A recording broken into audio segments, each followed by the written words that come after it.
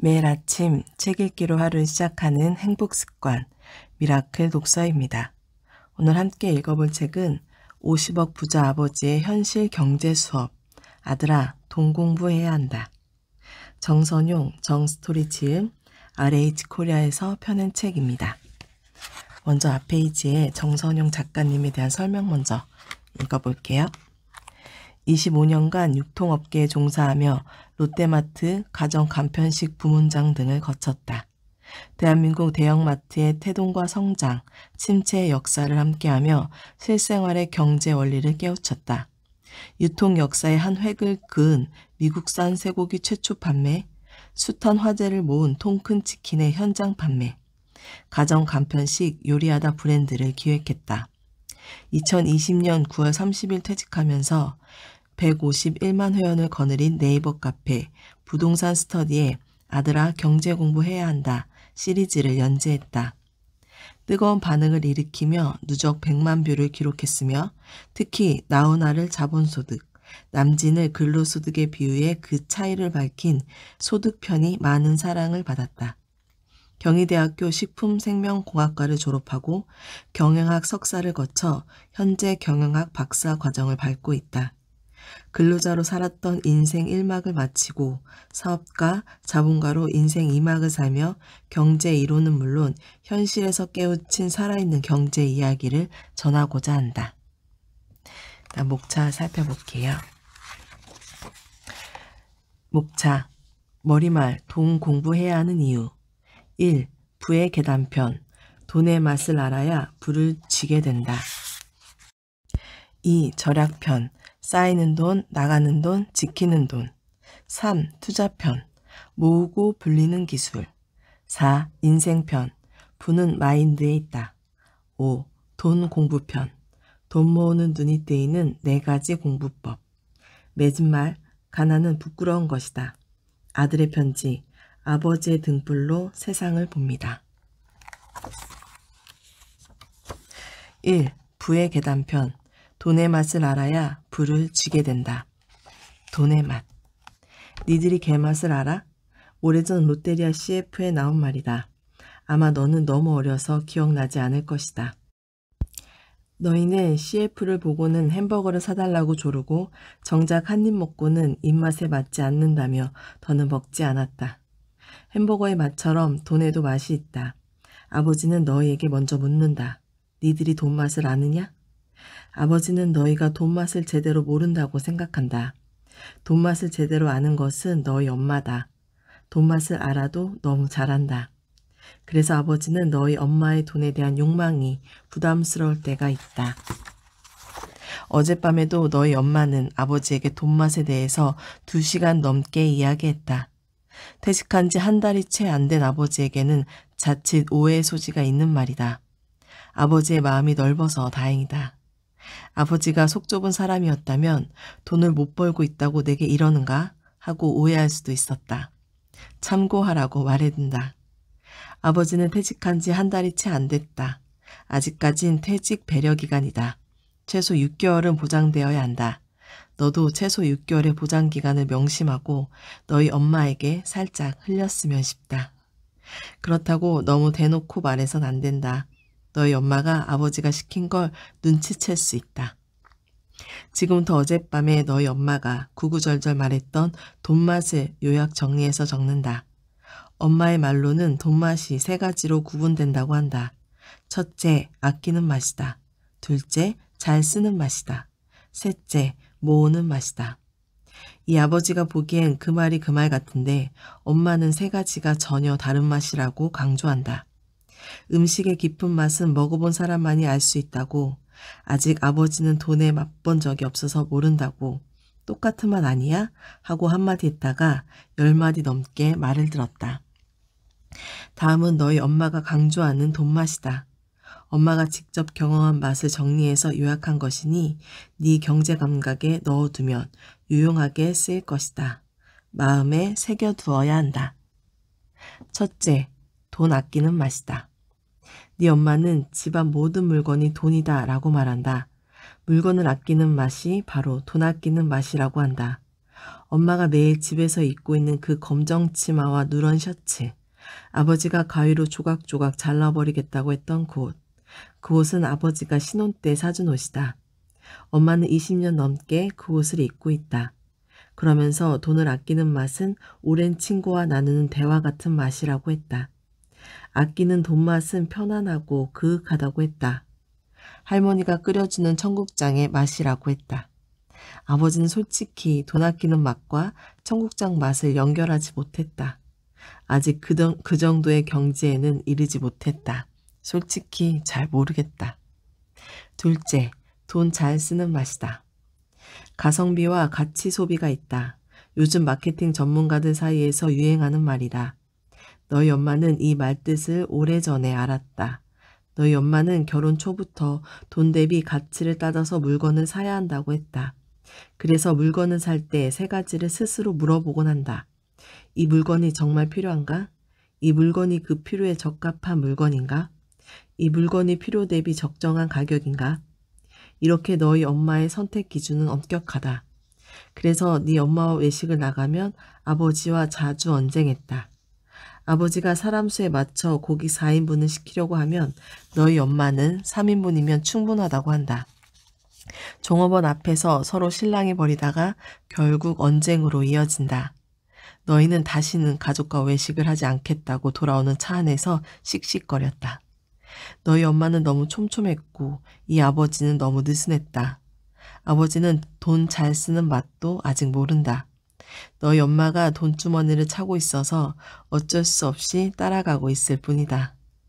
돈 잘 쓰는 맛은 자린고비의 굴비 맛이라고도 한다. 아버지도 아끼는 돈 맛은 짜고 구린내 나는 맛이라는 생각이다. 아버지는 이 맛도 즐길 수 있는 수준은 아니다. 셋째, 돈 모으는 맛이다. 한 달에 200만 원을 모으면 1년에 2,400만 원이고 5년이면 1억 2천만 원이다.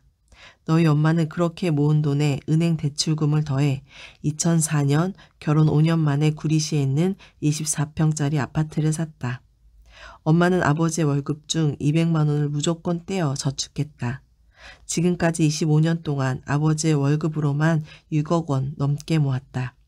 모은 돈은 그냥 산술적으로 적어둔 것이고 너희 엄마는 그 숫자를 넘는 금액을 모았다. 모으는 돈은 산술 평균을 뛰어넘는 힘을 가지고 있다고 한다. 너희 엄마는 종잣돈을 모으고 아파트에 투자해서 돈이 불어나는 맛을 좋아했다. 엄마는 이 돈맛을 삭힌 홍어 애탕의 맛이라고, 한번 맛을 들이면 끊을 수 없다고 했다. 돈의 다른 맛은 몰라도 아버지는 돈의 홍어 애탕 맛은 좋아한다. 퇴직 후에 돈 안 되는 글을 쓸 수 있는 토대가 된 건 바로 돈의 홍어 애탕이 준 혜택이다. 너희 엄마가 끓여낸 홍어 애탕 같은 돈맛으로 아버지는 오늘도 살고 있다. 아버지는 온 힘을 다해 어제 너희 엄마의 말을 일목요연하게 요약했다. 너희도 알고 있을 것이다. 너희 엄마는 말할 때 상대방은 고려하지 않고 머릿속에 생각나는 대로 막 쏟아낸다. 그래서 말의 갈피를 잡기 쉽지 않다. 아버지나 되기 때문에 이 정도로 너희 엄마의 말을 정리해서 쓸 수 있다. 아버지는 정신을 바짝 차린 채 엄마의 말을 순화하고 논리적인 기준으로 나누어 이렇게 적을 수 있었다. 이 글은 너희 엄마의 주장이 좋은 것도 있지만 아버지의 이해력이 좋아서 완성된 것이다. 엄마는 감각적인 실행파이고 아버지는 분석적인 이론파이다. 너희가 엄마의 감각과 아버지의 논리를 둘 다 가졌으면 좋겠다.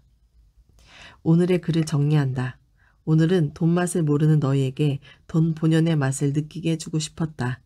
그래서 본연의 돈맛을 맛볼 수 있기를 바라는 마음이다. 돈에도 맛이 있다. 그 돈맛은 돈의 크기가 아니다. 10원이든 100원이든 100만 원이든 중요하지 않다. 돈이 차곡차곡 쌓이는 비밀의 맛이다. 남들은 모르는 자기만의 기쁨이다. 이런 돈의 맛을 알아야지 돈을 벌 수가 있다. 음식도 먹어본 사람이 그 맛을 아는 것처럼 돈도 모아본 사람이 돈 맛을 알 수 있다. 자주 돈 맛을 경험해야 한다. 아끼는 맛, 잘 쓰는 맛, 모으는 맛을 자주 경험해야 한다. 사람마다 미각이 다르듯이 돈을 대하는 맛도 다 다를 수 있다. 어떤 사람은 처음부터 돈의 감각이 뛰어나다. 너희 엄마가 그렇다. 하지만 아버지처럼 타고난 감각은 떨어지지만 노력으로 감각을 기르는 사람도 있다. 둘째인 너는 엄마를 닮아서 돈의 감각을 타고났다. 하지만 너의 형은 아버지를 닮아서 노력해야 한다. 아버지가 너보다 형을 아들아 하고 많이 부르는 이유다. 너를 부르지 않는다고 섭섭해할 이유가 없다. 자주 안 부르는 것이 좋은 것이다. 아들아, 너는 이 아버지의 마음을 잘 알고 있을 것이라고 생각한다. 사랑한다, 아들아. 밥에 눈을 떠라. 너희 엄마는 늘 우리보다 늦게 밥을 먹는다. 어느 날이었다. 너희 엄마가 우리에게 먼저 밥을 차려주고 빨래를 하기 위해 욕실로 갔다. 그리고 빨래와 욕실 청소를 다 마치고서야 밥을 먹었다. 냉동고에 얼려놓은 찬밥을 전자레인지에 데워서 우리가 먹다 남긴 열무김치와 식어버린 튀김 3개, 스팸 2조각으로 늦은 아침을 먹고 있었다. 우리가 후식으로 단감과 감귤을 먹을 쯤이었다.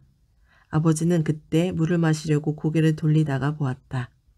다 헤어진 치마에 빨래하다 젖은 티셔츠를 입고 홀로 밥을 먹는 너의 엄마의 뒷모습을 말이다. 너희 엄마는 밥을 다 먹으면 그릇을 모아 설거지를 한다. 설거지를 마친 티셔츠는 젖어 있고 거기에서는 반찬 찌꺼기 냄새가 난다. 또 너희 엄마의 입에서는 김치 냄새가 난다.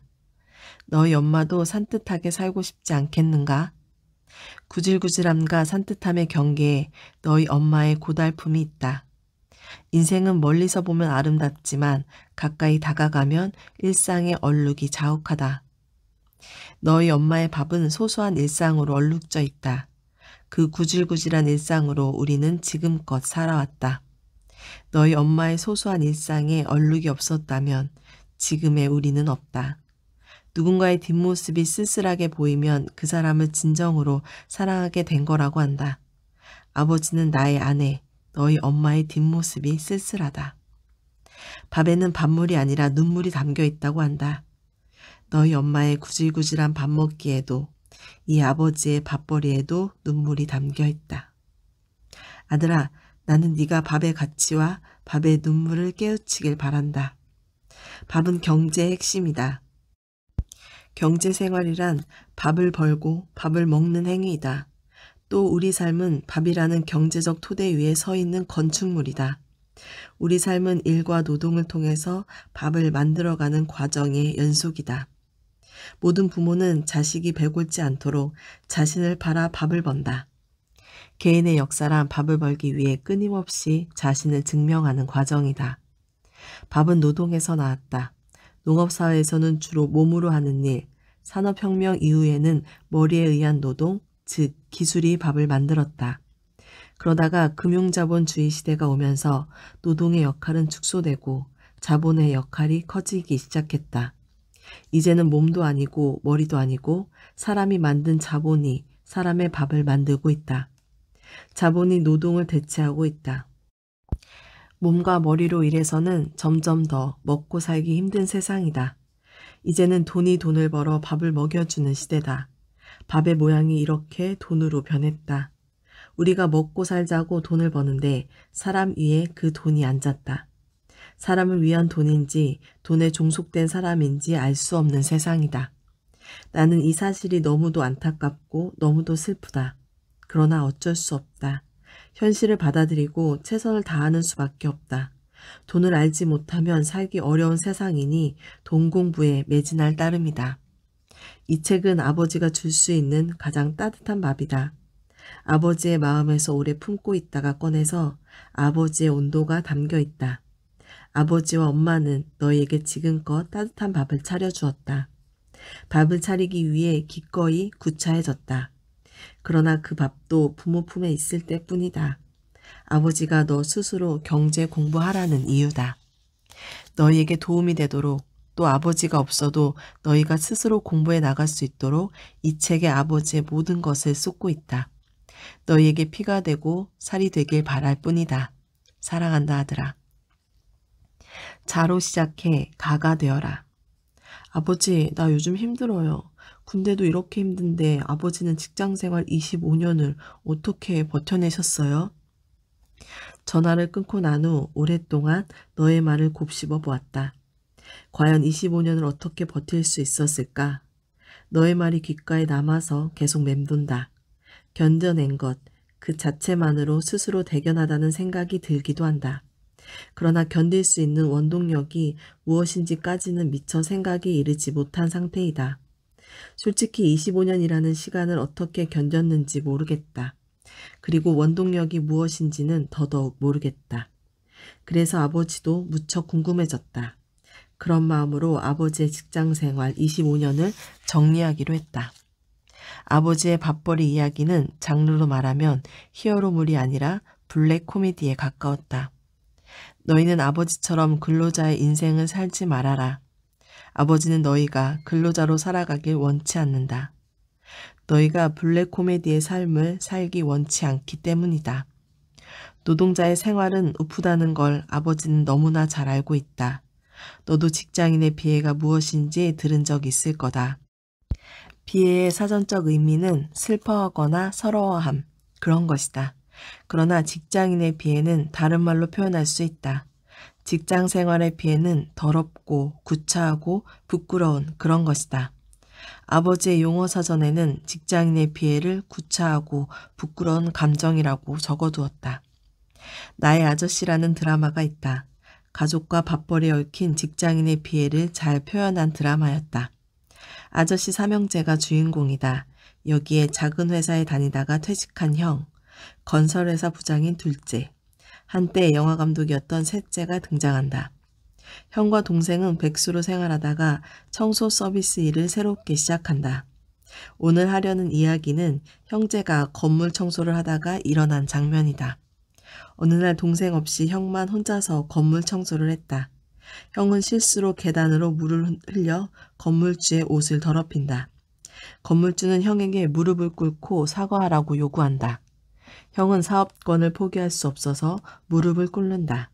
그때 하필이면 어머니가 도시락을 주려고 왔다가 그 무릎 꿇은 광경을 몰래 보게 된다.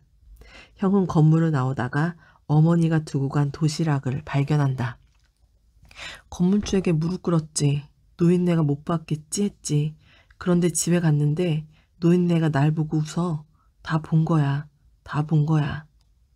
형은 두 동생에게 이야기하다가 결국 엉엉 소리를 내면서 오열한다. 아들아, 아버지도 가끔은 직장에서 일하면서 속으로 말했다. 너희가 모르면 된다. 나 혼자만 알고 견디면 그만이다. 너희만 모르면 나 혼자서 삭히고 일하면 된다. 월급에 육값이 포함된 거다. 이 아버지는 너희가 근로자로 살아가는 걸 원치 않는다. 네가 혼자서 그런 비애를 감당하는 모습, 생각만으로도 가슴이 아프다. 그래서 근로자 아닌 사업가와 자본가로 살아가길 바란다. 그래서 경제 공부해야 한다고 거듭 강조하고 있다. 자본주의 사회에서는 경제 지식이 없으면 단순한 노동으로 살아가야 한다. 너만은 노동자의 삶에서 벗어나 자본가의 삶을 살아가길 바란다. 아버지는 너로 인해 이기적인 인간이 되었다.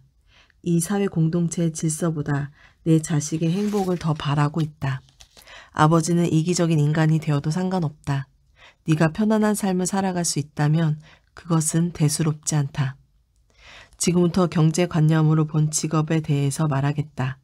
먼저 직업, 즉 밥벌이가 무엇인지 알아야 한다. 직업의 본질은 돈이다. 돈을 버는 것이 직업의 본질이다. 흔히 직업은 잡, 커리어, 미션이라고 이야기한다. 잡은 돈을 버는 일로서 직업이다. 커리어는 경력이 쌓이는 일로서 직업이다. 미션은 신이 부여한 사명, 천직으로서 직업이다. 교육자들은 미션을 수행하는 마음으로 일하라고 말한다. 그러나 아버지 생각은 다르다. 직업은 처음부터 돈 버는 일이 핵심이고 자아 실현은 그 일을 하다가 발생하는 부수적인 결과물이다. 직업은 돈 버는 일이 본질이고 핵심이다. 본질을 잃어버리면 모든 건 허상이다. 직업은 돈 버는 것, 바로 밥벌이가 핵심이다. 아버지의 말을 명심하라. 학자들이 말하는 직업관에 속지 말고 이 아버지가 분류하는 직업관으로 공부하길 바란다. 아버지는 딱 두 가지로 직업을 구별하고 있다. 하나는 가이고 다른 하나는 자이다. 가와 자는 그곳에 종사하는 사람을 부르는 호칭에서 의미를 가져왔다. 한자 문화권에서는 호칭 끝에서 조사를 달아서 직업의 성격을 표시한다. 첫째, 가는 사업가 또는 자본가이다. 사업가의 가는 한자로 집가라고 쓴다. 그의 직업이 가문을 이룰 정도로 경지가 높아졌다는 의미이다. 그래서 사람들이 사업가를 부르는 호칭 뒤에는 님자를 붙인다. 사장님, 회장님이라고 반드시 님자를 붙인다. 지금부터 하는 말이 제일 중요하다. 사업가 자본은 상속과 증여가 가능하다. 즉 사업가 가문이 되거나 자산가 가문이 되면 자손 대대로 돈 버는 걱정이 없다는 말이다. 가족을 중심으로 부의 연속성을 유지할 수 있다는 말이다. 이것 때문에 돈은 누군가에게 악마가 되기도 하지만 누군가에게는 천사가 되기도 한다. 가장 확실한 아버지 찬스는 돈의 증여 또는 상속이다. 둘째, 자는 기술자 또는 노동자이다. 노동자의 자는 한자로 놈자라고 쓴다. 그의 직업이 가문을 이루지 못하고 개인의 밥벌이 정도라는 의미이다. 그래서 사람들이 노동자를 부르는 호칭 뒤에는 씨자를 붙인다. 정씨, 이씨, 박씨라고 씨자를 붙여 말한다. 그리고 제법 성공한 기술자에게는 사자를 붙인다. 판사, 검사, 세무사, 의사, 약사 등으로 부른다. 그러나 그들은 자기 당대에만 사용 가능한 자격증의 소유자로 증여 또는 상속이 불가능하다. 아버지가 검사여도 자식은 열심히 공부해서 고등고시에 통과해 자격증을 얻어야 검사가 된다. 당대에는 조금 편하게 살아가지만 그의 자손은 맨 땅에서부터 다시 시작해야 한다. 돈의 날줄과 씨줄이 이미 꽉 짜여진 금융자본주의 사회에서 출발점의 격차는 더 벌어지면 벌어지지 절대 좁혀지지 않는다. 직업을 수만 가지로 말하지만 크게 가의 직업과 자의 직업 둘뿐이다. 가는 사업체와 자본의 바탕을 둔 직업이고 자는 자격증과 노동의 바탕을 둔 직업이다. 어리석은 사람들은 좋은 기술자, 능력 있는 기술자의 역할을 잘 못했다고 힘들어하거나 푸념한다. 직장에서 잘리지 않을까 걱정하며 평생 전전긍긍한다. 너는 어리석게 너의 시간과 의지를 낭비하지 않도록 해라. 지금 군생활이 힘들다는 너의 푸념도 마찬가지다. 군대는 대표적인 기술자와 노동자의 삶 형태이다. 그곳에서는 공동체 생활 방식을 익히는 수준으로 해라. 그 이상 너를 괴롭히는 건 어리석다. 제대하고 이 아버지랑 같이 실질적인 경제 공부, 인생 공부에 매진하면 된다. 너에게 훌륭한 스승은 못 되지만 같이 띄워주는 페이스메이커는 될 것이다. 가의 길을 같이 걸어갈 수 있는 몸과 마음의 근력만 단단히 쌓으면 된다. 걱정하지 마라. 이 아버지가 네 옆에 있다. 사랑한다 아들아. 부의 계단에 올라라. 전문가들은 너희에게 복잡한 지식을 가르친다. 그렇게 복잡하게 가르쳐야 오래 가르치고 밥벌이를 길게 할 수 있기 때문이다. 너희가 깊게 쳐다보면 본질은 생각보다 단순하다. 배움에 있어서 중요한 건 목적이다. 본질을 명확하게 깨우치려면 명확한 목적을 가지고 배우면 된다. 목적을 가지는 것, 그 하나만으로도 배움의 깊이가 확연하게 달라진다. 오늘은 돈의 원리를 계단에 비유해서 설명하려고 한다. 계단이란 사전적 의미로 사람이 오르내리기 위하여 건물이나 비탈에 만든 층층대를 말한다. 사람이 높은 곳으로 쉽게 올라가는 계단처럼 돈도 올라가는 계단이 있다. 그 순서대로 올라가야 부의 스카이 라운지에 다다를 수 있다. 너도 돈의 계단을 밟아가는 과정을 알아야 한다. 돈의 계단은 나이에 따라 배우고 익히는 실천 과제가 달라진다. 나이별로 각기 다른 돈의 계단을 배우는 시간이다. 사람들에게 돈은 4개의 계단으로 구성되어 있다. 돈을 4계단으로 나누는 기준은 사람의 생애 주기이다. 사람의 인생은 아동기, 청년기, 장년기, 노년기로 나뉜다. 그 시기별로 돈의 계단이 따로 있다. 보통 생애 주기는 인간의 연령대별로 구분하나 나는 인간의 경제생활로 구분하겠다. 아동기는 돈을 벌지 않고 소비만 하는 시기, 청년기는 근로소득을 버는 시기, 장년기는 사업소득을 버는 시기, 노년기는 자본소득을 성취한 시기이다. 순서대로 차근차근 이해해가는 것이 왕도다. 결코 딱딱한 이론처럼 어려운 것이 아니다. 편안한 마음으로 따라오고 대신에 집중하도록 해라. 첫째, 아동기는 돈의 소비 원리를 깨우치는 시기다. 이 시기는 사회에 진출하기 전 단계에 해당한다. 즉, 출생부터 20대 중반까지의 기간이다. 이 시기는 돈을 버는 원리를 배우는 것이 아니다. 돈을 쓰는 원리, 소비의 원리를 배우는 시기다. 부자는 돈을 버는 법보다 쓰는 법을 아는 사람들이다. 아들아, 돈을 버는 법보다 쓰는 법이 중요하다. 이 시기에 쓰는 법을 제대로 배우지 못하면 평생 돈 쓰는 법을 배우지 못한다. 3살 버릇 80까지 간다고 한 번 잘못 들인 습관은 바꾸기 어렵다. 처음부터 제대로 배워서 좋은 습관을 들이도록 해야 한다. 돈을 쓰는 법을 통해서 사실은 기초적인 돈의 원리를 배우고 훈련하는 것이다. 이 시기에 돈의 기본이 되는 소비 원리가 무엇인지 탄탄하게 배워야 한다. 소비 속 기본 원리는 소득 속 기본 원리와 일맥상통한다. 그러니 돈을 쓰는 법을 탄탄히 배우면 돈 버는 법도 자연스럽게 터득하게 된다. 그래서 돈의 고수인 유대인은 어릴 적부터 돈 쓰는 법을 체계적으로 가르친다. 아버지가 너희 어릴 적에 소비를 잘 가르쳐주지 못한 듯해서 이렇게 경제 공부하는 방법을 글로 남겨두는 것이다. 둘째, 청년기는 근로소득에 집중하는 시기이다. 이 시기는 20대 중반부터 40대 중반까지다. 청년기에 비로소 돈 버는 원리를 처음으로 배운다. 아동기에 돈 쓰는 법을 탄탄하게 익히면 돈을 버는 법의 기초적인 토대는 자연스럽게 형성된다. 돈을 버는 방법은 처음에는 근로소득부터 시작한다. 이 시기에 고정적인 월급으로 종잣돈 모으는 원리를 깨우쳐야 적은 돈이 쌓여 큰 돈이 되는 원리를 배울 수 있다. 청년기에는 철저하게 근로소득의 원리에 대해서 익혀두어야 한다. 왜냐하면 이 근로소득을 통해서 사실은 사업소득을 배우는 시기이기 때문이다. 근로소득은 사업소득의 뿌리가 된다. 직장생활하면서 노동에 치여서 자기가 몸담근 사업이 어떤 원리로 돈을 버는지조차 깨우치지 못하는 경우가 많다. 사업소득의 기초 원리를 배울 기회를 놓친 것이다. 너는 근로소득을 버는 순간에 사업소득의 원리를 깨우치도록 해야 한다. 아버지는 직장이란 돈 받고 배우는 학교라고 생각한다. 학교가 돈 내고 배우는 공간이라면 직장은 돈 받고 배울 수 있는 공간이다. 힘이 조금 든다고 요령 피우지 말도록 해야 한다. 돈 받고 배움을 가지는 곳이 직장이다. 이 시기에 근로소득의 원리를 깨우쳐야 40대 중반 이후 비로소 사업에 뛰어들 수 있다. 셋째, 장년기는 사업소득에 집중하는 시기다. 이 시기는 40대 중반부터 60대 중반까지이다. 직장에서 익힌 노동의 원리를 기본 토대로 비로소 사업을 펼쳐나가는 시기다.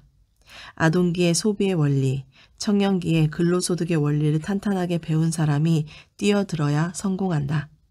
기초가 탄탄하지 못한 상태에서 뛰어드는 건 위험하다. 이 시기는 가장 위험한 때고 그래서 가장 수입이 높을 때이기도 하다. 이때 명심할 것은 자기 자본만 가지고 생계형 창업하는 것은 위험하다. 핵심은 남의 돈을 투자받아서 법인으로 주식회사를 설립하는 데 있다. 이 시기가 가장 파란만장하고 격동적인 돈의 계단이다. 이 아버지는 바로 그 계단 앞에 있다. 준비가 철저하지 못한 것이 아버지는 조금 후회된다. 좀 더 일찍 돈의 계단 원리를 깨닫지 못한 것이 후회된다. 또한 약간 늦었다는 걱정도 된다. 40대 중반에 사업소득을 버는 길로 뛰어드는 것이 현명했다. 아버지는 너무 오랫동안 근로소득에 안주했다. 그러다가 사업을 제대로 익히지도 못한 채 50대에 퇴직했다. 솔직히 지금 사업에 어떻게 접근해야 하는지 막막하다. 아들아, 너는 근로소득을 버는 시기에 꼭 사업소득을 준비해 두어야 한다. 아버지처럼 후회하지 말고 사업소득을 올릴 준비를 단단히 해야 한다. 넷째, 노년기는 자본소득에 집중하는 시기이다. 60대 후반부터 무덤으로 들어가는 그날까지다. 이 시기는 자본소득의 시기다. 아들아, 사람의 몸과 뇌는 노화한다. 이것은 자연의 원리다. 어쩔 수 없다. 그 사실을 받아들이고 몸과 뇌의 수준에 맞추어 노년의 삶을 살아가야 한다. 그래서 노년기에는 지나치게 몸을 쓰거나 머리를 쓰는 것이 자칫 화를 부른다. 몸과 머리가 아니라 돈의 힘을 쓰는 시기다. 그래서 돈이 있어야 한다. 노년기는 자본소득의 시기다. 자본소득을 토대로 좀 더 여유롭고 평안한 삶을 살아가는 시기다. 돈을 버는 건 돈에게 맡기고 산으로 강으로 풍경 속에서 삶의 진정한 의미를 즐겨야 한다. 노년기에 뒤늦게 아동기의 소비를 배우고 청년기에 근로소득을 몸으로 고달프게 하고 장년기에 사업소득으로 머리를 고달프게 하는 건 수명을 재촉하는 일이다. 자본소득으로 삶의 여유를 즐길 수 있도록 모은 돈이 있어야 한다. 오늘 공부한 돈의 계단을 정리하면 이렇다. 첫째, 아동기는 돈의 소비 원리를 깨우치는 시기다. 둘째, 청년기는 근로소득에 집중하는 시기다. 셋째, 장년기는 사업소득에 집중하는 시기다. 넷째, 노년기는 자본소득에 집중하는 시기이다. 너희는 지금 아동기의 소비를 벗어나 근로노득을 익혀야 하는 시기에 있다. 아동기에 배워야 하는 돈의 소비 원리를 마무리 공부해 두고 근로소득으로 뛰어들 준비를 단단히 해야 한다. 취업시장도 한겨울이다. 근로소득으로 돈을 버는 일도 만만치 않다. 그렇다고 취업의 어려움을 피하려고 바로 사업소득으로 가려고 해선 안 된다. 돈의 계단은 순서대로 밟고 가는 것이 좋다. 한 번에 2계단을 오르려는 시도는 위험하다. 자칫 잘못하면 밑바닥으로 떨어져서 처음부터 다시 올라와야 한다. 차근차근 시기에 맞추어 계단을 올라가야 한다. 이 아버지는 근로소득의 계단에 조금 오래 머무른 듯하다. 아버지도 몸과 마음을 빨리 추스리겠다. 지금부터 사업소득의 계단을 딛고 올라서겠다. 너희도 앞에 놓인 계단을 잘 밟고 올라서야 한다. 넘어지지 않는 것이 무엇보다 중요하다. 사랑한다 아들아. 전월세와 부의 사다리. 집값 폭등으로 서민은 부의 사다리를 잃어버렸다. 전세값 폭등으로 서민은 주거의 사다리를 잃어버렸다. 그리고 전세가 월세로 전환되면서 서민은 오랫동안 도시의 반지 아를 전전하게 되었다. 눈의 종류는 2가지가 있다. 쌀락눈과 한방눈이다. 먼저 쌀락눈은 내리자마자 녹아버린다. 제대로 눈송이를 맺지 못한 채 잘게 부스러진 쌀처럼 내린다. 결국 땅에 쌓이자마자 스르르 녹아버려서 흔적을 찾을 수 없다. 다음 한방눈은 내리면서 땅 위에 차곡차곡 쌓인다. 눈의 결정이 서로 달라붙어 제대로 눈송이를 형성해 내리는 눈이다. 기온이 낮지 않은 따뜻한 땅 위에도 소복소복 쌓여간다. 한방눈은 적당한 수분을 머금은 눈송이가 쌓여 있어서 눈덩이를 만들기에 좋다. 사람들은 한방눈을 단단히 뭉쳐서 눈밭 위에 굴린다. 땅 위에 쌓인 눈과 잘 뭉쳐져 눈덩이 2개를 쉽게 만들 수 있다. 큰 걸 아래, 작은 걸 위에 올려서 눈사람을 만든다. 너도 어렸을 때 자주 만들어서 잘 알고 있을 것이다. 돈도 눈처럼 2가지 종류가 있다. 쌀락눈 같은 돈과 한방눈 같은 돈이다. 쌀락눈 같은 돈은 생기자마자 바로 녹아버린다. 우리는 흔히 그 돈을 비용이라고 한다. 비용은 생기자마자 바로 사라지는 돈이다. 의식주 생활비로 쓰이는 돈이 바로 비용이다. 먹어서 사라지고 입어서 헤어지고 자주 써서 없어진다. 서민은 의식주 비용의 비중이 높은 사람들이다. 서민의 주머니는 녹아버리는 돈으로 채워져 있다. 반면에 부자는 의식주 비용의 구성비가 매우 낮다. 부자는 주머니에 쌓이고 스스로 불어나는 돈이 가득한 사람이다. 한방눈 같은 돈은 내리면서 주머니에 차곡차곡 쌓이는 돈이다. 우리는 그 돈을 저축이라고 한다. 저축은 매월 월급에서 남은 돈을 쌓아가는 것을 말한다. 우리가 안 먹고 안 입고 안 써서 모은 돈이 여기에 해당한다. 서민은 저축한 돈으로 미래의 삶을 설계할 수 있다. 서민들은 이렇게 쌓인 돈으로 돈뭉치를 만들 수 있다. 저축한 돈은 적당한 결착으로 종잣돈으로 만들기에 좋다. 서민들은 저축한 돈 하나를 가운데 놓고 단단히 뭉쳐서 그 뭉치를 돈 위로 굴린다. 저축한 돈은 잘 뭉쳐져 종잣돈을 쉽게 만들 수 있다. 서민들은 그 종잣돈으로 바탕을 만들고 전세를 올려서 안전자산인 집을 살 수 있다. 그렇게 서민들은 가난의 굴레에서 벗어날 수 있다. 예전엔 그랬다. 아버지는 눈에 비유해서 돈의 쓰임을 정리한다. 쌀랑눈 같은 돈은 비용, 한방눈 같은 돈은 저축이다. 저축의 돈을 굴려서 종잣돈으로 커지면 그것으로 집을 사면 안전자산의 돈이 된다. 이런 돈의 쓰임 때문에 서민은 비용을 줄이고 저축을 늘려서 마지막엔 안전자산을 확보하는 목표로 살아간다. 너는 비용과 저축과 안전자산이라는 돈의 세 가지 종류를 알고 그 돈의 성격에 따라 관리해야 한다. 지금부터 본론을 말한다. 눈과 돈을 비교한 것은 전세, 월세, 자가를 이야기하기 위한 비유였다. 지금부터 더 집중해서 들어야 한다. 집도 쌀랑눈 같은 집과 한방눈 같은 집이 있다. 먼저 쌀랑눈 같은 집은 사용하면서 돈이 녹아버린다.